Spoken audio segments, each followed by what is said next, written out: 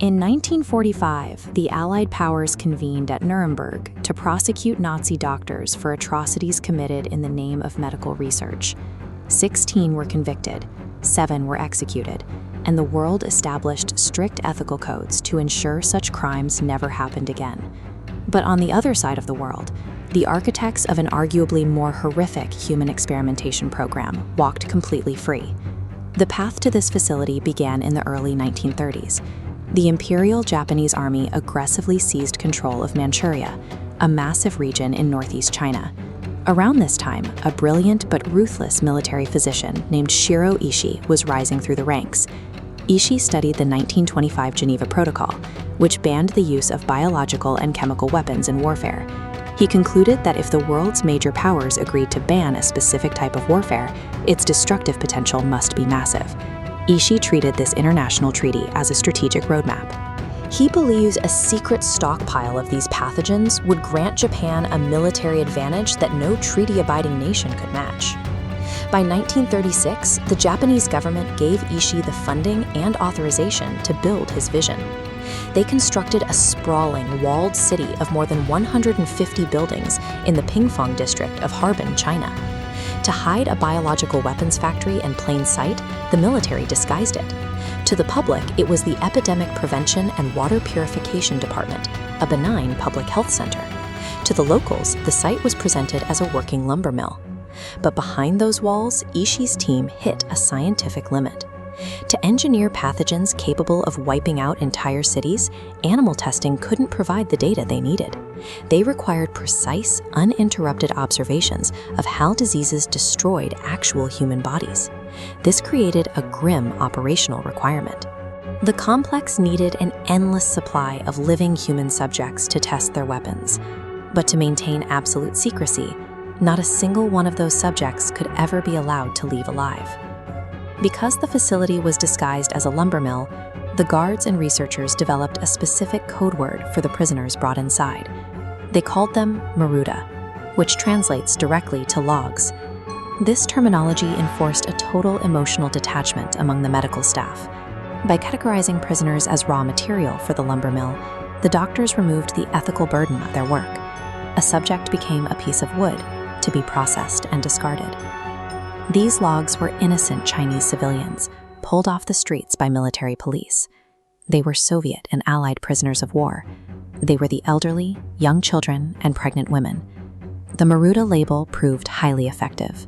They'd engineered a total collapse of medical ethics among the staff, permitting normal doctors to perform acts of unimaginable cruelty without hesitation. The pursuit of sterile, untampered data governed every procedure. Surgeons performed vivisections, invasive surgeries, and organ removals on fully conscious subjects. They refused to administer anesthesia, arguing that pain medication would artificially alter the body's biological reactions and ruin the research results. A physiologist named Yoshimura Hisato wanted to understand how cold weather would affect soldiers. Guards forced prisoners outside in the freezing Manchurian winter and submerged their bare limbs in ice water.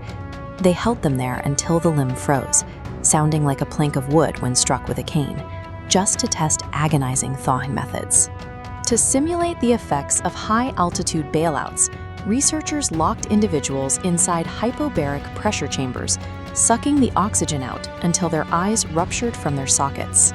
Others were loaded into massive centrifuges and spun at immense speeds until the sheer gravitational forces ultimately killed them.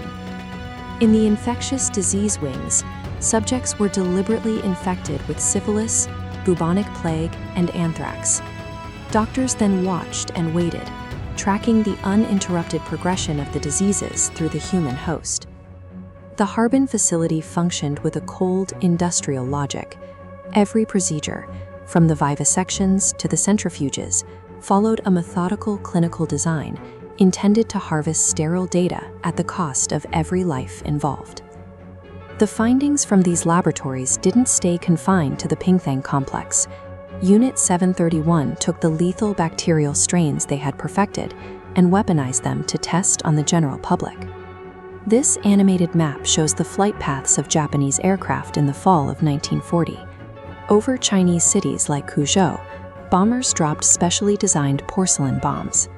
Because porcelain shatters on impact, it was the perfect delivery system to release tens of thousands of fleas, each one carrying the bubonic plague they had bred in the lab. Looking closely, the resulting outbreaks devastated the region. Accounting for contaminated food supplies, poisoned wells, and insect drops, historians estimate these field tests killed between 200,000 and 300,000 innocent civilians.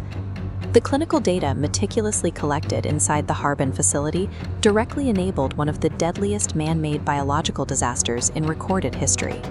By August 1945, the Japanese Empire was collapsing.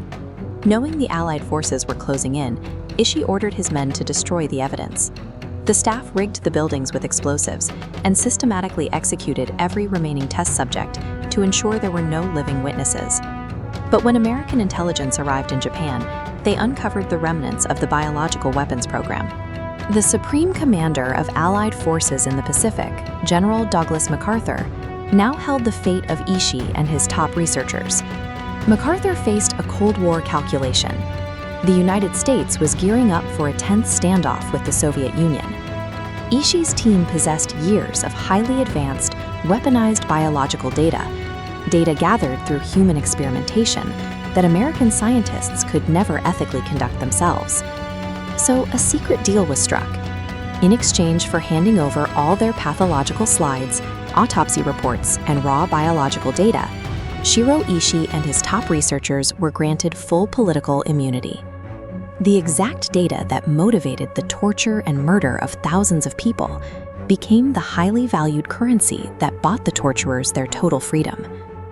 Back in Europe, the Nuremberg Trials had set a new global standard. Nazi doctors were held accountable, and the Nuremberg Code was drafted to mandate voluntary consent in all future medical research. But at the International Military Tribunal for the Far East, the Tokyo Trials, the story was different. Out of all the war criminals prosecuted, not a single charge was ever brought against any member of Unit 731. Shielded by the United States government, many of these doctors seamlessly re-entered Japanese society.